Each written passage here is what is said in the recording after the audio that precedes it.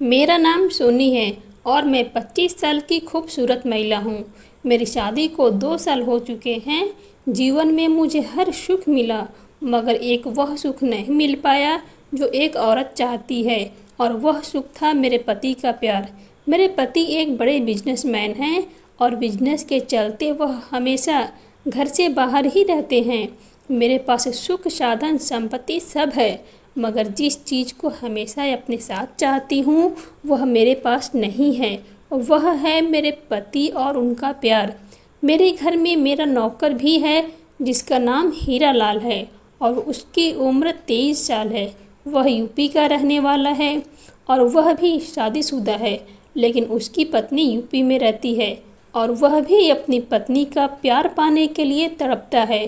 पिछले साल की बात है, मेरे पति जब घर आए थे, एक दिन रुके और पूरे दिन फ़ोन पर लगे रहे और रात को मुझे बोले कि वह 1 महीने के लिए अमेरिका जा रहे हैं बिजनेस के सिलसिले में। उस रात मैं फूट फूट कर रोई थी। हर बार मेरे पति जब भी घर आते वह सिर्फ 1 दिन के लिए ही रुकते और फिर चले जाते, और हमेशा मैं इसी तरह पति के प्यार के लिए तरसती रह जाती। यह भी कोई रिश्ता है? उनके घर से जाने के बाद मैंने खूब शराब पी और मेरी तबीयत खराब हो गई।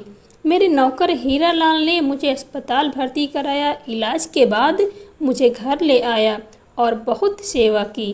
तबीयत ठीक होने के बाद मैंने एक दिन उसे बुलाकर उसे धन्यवाद दिया। हीरा लाल बोला, मेम साहब, हम तो आपके मुलाजिम हैं, आपकी खातिरदारी करना हमारा काम है। हम अपनी गरीबी के चलते बीवी बच्चों से दूर यहाँ कमाई के लिए पड़े हैं, और आपके पास सब कुछ होते हुए भी अपने पति से दूर हैं। माफ़ करना मेम साहब, ज़्यादा बोल दिया। हमारी जब से शादी हुई है, हम अपनी पत्नी के पास सिर्फ 2 महीने रह पाए थे। उसके बाद से 1 साल हो गया और अभी तक हम अपनी घरवाली से नहीं मिले। बहुत याद आती है उसकी, मगर कमाएंगे नहीं तो घर नहीं चल पाएगा हमारा। मैंने उसे 10,000 रुपये दिए और कहा घर जाओ, तो वह बोला, नहीं मेम साहब, हम यह पैसा घर भेजेंगे ताकि हमारा घर चलता रहे। हम आपकी सेवा में यहीं रहेंगे। आपका बहुत धन्यवाद। वैसे भी मालिक घर पर नहीं हैं, तो हमें ही आपका ख्याल रखना होगा।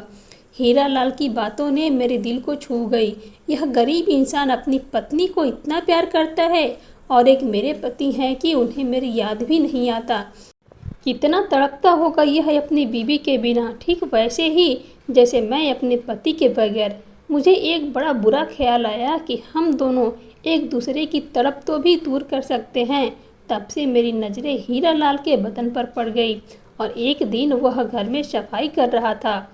उस समय उसने सिर्फ नीचे के एक हाफ पैंट पहन रखी थी।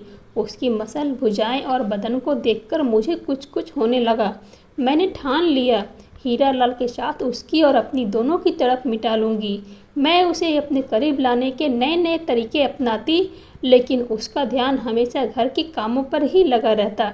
जानबूझकर मैं उसके सामने छोटे छोटे कपड़े पहनती ताकि उसका ध्यान भटके और वह मेरी तरफ आकर्षित हो, लेकिन वह तो हमेशा अपने कामों में ही बिजी रहता।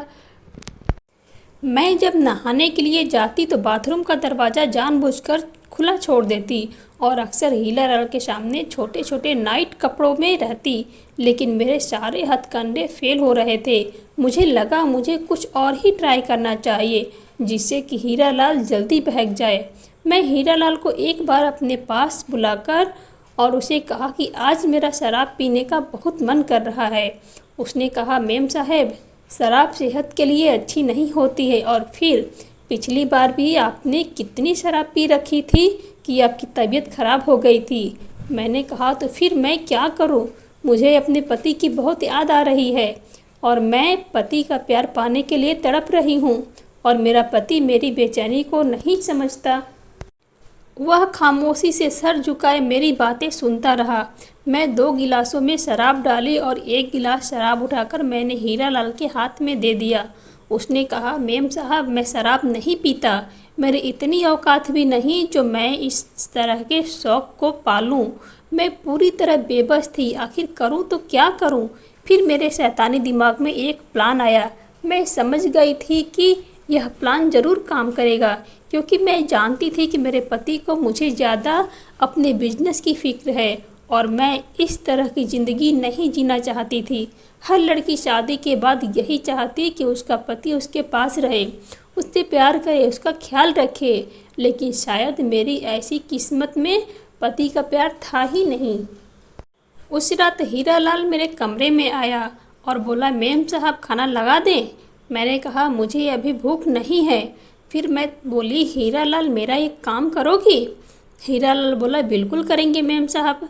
मैंने कहा, हीरालाल मेरी तबीयत ठीक नहीं लग रही है, थोड़ा तेल गर्म कर लो, मेरे हाथ पैर दबा दोगे और मेरी मालिश भी कर देना। हीरालाल बोला, ठीक है मेम साहब, हम तेल गर्म करके अभी लाते हैं। मैं उस समय गाउन पहने थी। मैं बिस्तर पर लेट गई। हीरालाल 5 मिनट में तेल गर्म करके कमरे में ले आया और वहीं खड़ा हो गया। मैंने अपना गाउन घुटनों तक उठा दिया और कहा, हीरालाल मेरे पैर पर तेल लगाकर मालिश कर दो। हीरालाल ने कहा, जी मेम साहब, कहकर मेरे पैर पर तेल की मालिश करने लगा। मैंने जानबूझकर अपना गाउन ऊपर उठा लिया ताकि हीरालाल को अपने जलवे दिखा सकूं। हीरालाल मेरे पैरों की मालिश करते हुए मेरी टांगों को निहार रहा था। मैंने उसे कहा, हीरालाल मेरा गाउन हटाकर पीठ मालिश कर दो। हीरालाल ने गाउन पीठ से उठाकर पीठ की मसाज चालू कर दी। मैंने दीवार पर लग के शीशे में देख लिया कि अब वह मेरे बदन को घूर रहा था। मैंने कहा, हीरालाल मेरी पीठ पर अच्छे से मसाज करो। वह कांपते हुए हाथों से मेरी पीठ की मसाज कर रहा था। उसके हाथ बहुत ज़्यादा कांप रहे थे। थोड़ी देर के बाद मैं पलटकर सीधी हो गई और बोली, हीरालाल अब मेरे पेट की मालिश करो। हीरालाल बोला, मेम साहब क्या कह रही हैं? हीरालाल पूरी तरह काँप रहा था और हिचकिचा रहा था। मैंने उसके दोनों हाथ पकड़कर अपने पेट पर रख दिए और बोली, हीरालाल डरो मत, मालिश करके देखो कैसा लगता है। तुम बोलो, अच्छा लग रहा है ना? हीरालाल काँपते हुए कहने लगा, मेम साहब अगर मालिक को पता चल गया तो मेरी नौकरी चली जाएगी। मैं बहुत गरीब इंसान हूँ। मैं अपनी पत्नी को घर के खर्चे के लिए पैसे कहाँ से भेजूँगा? अगर मालिक ने मुझे नौकरी से निकाल दिया तो मैं बोली, हीरालाल उसकी फिक्र तुम मत करो, जैसा मैं कहती हूँ वैसा ही करो। वैसे भी तुम्हारे मालिक यहाँ नहीं रहते, वह तो 1 महीने के लिए बाहर गए हुए हैं और घर में हम दोनों के अलावा है ही कौन जो तुम्हारे मालिक को यह सब बताएगा। फिर मैंने कहा, देखो हीरालाल, अगर तुम मेरी मर्जी के मुताबिक चलते रहोगे तो तुम सोच भी नहीं सकते कि मैं तुम्हें बहुत जल्दी माला माल कर दूंगी। तुम्हें अपनी पत्नी को पैसे भेजने के लिए ज़्यादा हाथ पैर नहीं चलाने पड़ेंगे। बस तुम मेरी इच्छा पूरा करो और अपनी पत्नी और परिवार की टेंशन लेना बंद कर दो। मैं हूँ ना तुम्हारे साथ, मैं सब कुछ ठीक कर दूंगी और तुम्हारे परिवार का सारा खर्च मैं खुद उठाऊंगी। वह हिचकिचा रहा था, मगर मैं समझ चुकी थी कि हीरालाल खुद पर काबू नहीं कर पा रहा है और वह जानबूझकर खुद को रोक रहा है। मैं जानती थी कि वह भी अपनी पत्नी का प्यार पाने के लिए बेचैन है। मैंने हीरालाल से कहा, हीरालाल मैं अपनी पति का प्यार पाने के लिए बहुत बेचैन हूँ और तुम भी अपनी पत्नी का प्यार पाना चाहते हो, तो क्यों ना हम दोनों ही एक दूसरे को वह प्यार दें जिसके लिए हम दोनों तड़प रहे हैं। मना मत करना हीरालाल, वरना मैं जी नहीं पाऊंगी। यूँ समझ लो आज की रात मैं तुम्हारी घरवाली हूँ और तुम्हारा मुझ पर पूरा अधिकार है। इतना कहकर मैंने उसे अपनी बाहों में जकड़ लिया, लेकिन हीरालाल ने मुझे एक ही बार में खुद से दूर कर दिया और मेरे पैरों से चादर उठाकर मेरे पूरे बदन को ढक दिया और वह सर झुकाकर अपने हाथों को जोड़कर खड़ा हो गया और कहने लगा, मेम साहब यह हमसे नहीं होगा। हम अपनी पत्नी से बहुत प्यार करते हैं और हम अपनी पत्नी के साथ बेवफाई नहीं कर सकते और ना ही अपने मालिक के साथ गद्दारी कर सकते हैं, वरना हम गद्दार कहलाएंगे। मैम साहब हम गरीब ज़रूर हैं लेकिन अपनी मेहनत का खाते हैं। हम जानते हैं कि मालिक आपको छोड़कर कई महीनों तक बाहर विदेश में रहते हैं, लेकिन इसका यह मतलब नहीं कि आप मालिक के साथ बेवफाई करो।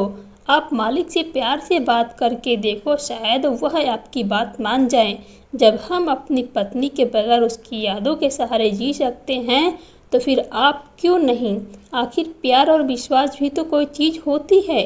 और फिर मालिक बाहर रहकर इतनी मेहनत करते हैं, वह भी तो आप ही की खुशी के लिए तो करते हैं। अगर मैं ज़्यादा बोल दिया हो तो माफ़ करना मेम साहब। हीरालाल की बातें सुनकर मेरा सर शर्म से झुक गया था। मैं उसे नज़रें नहीं मिला पा रही थी। उसकी एक एक बात मेरे कानों में जलते हुए तेजाब की तरह लग रही थी। मेरी आंखों से शर्मिंदगी के आंसू बह रहे थे। ठीक ही तो कह रहा था वह हीरालाल। हाथ जोड़कर कहने लगा, मेम साहब अब मैं आपके घर में काम नहीं कर सकता। मैं कल ही यहाँ से चला जाऊँगा और कोई दूसरी नौकरी तलाश करूँगा। मैंने हीरालाल से कहा, ऐसा मत करो, मैं अपनी गलती के लिए बहुत शर्मिंदा हूँ। तुम क्यों नौकरी छोड़ रहे हो? तो हीरालाल ने कहा, नहीं मेम साहब, अब हमारा यहाँ से चले जाना ही अच्छा होगा, क्योंकि जब जब हम आपको देखेंगे तो शायद हम आपसे नज़रें नहीं मिला पाएंगे और ना ही आप हमसे नज़रें मिला पाएंगे।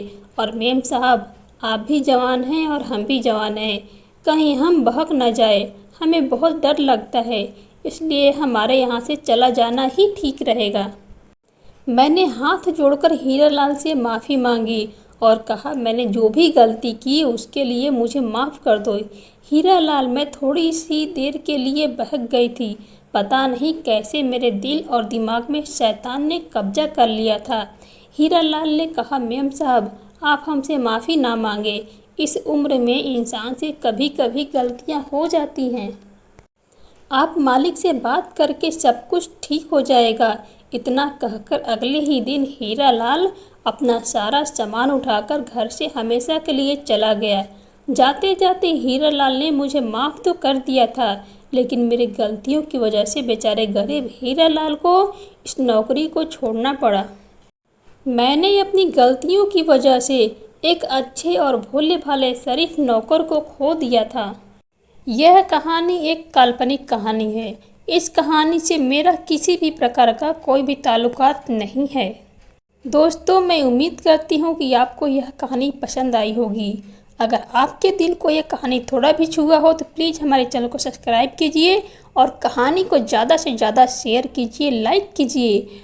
और इसी तरह से सुविचार अच्छी कहानियाँ सुनने के लिए, दिल छू लेने वाली कहानियाँ सुनने के लिए आप हमारे चैनल के साथ जुड़े रहिए।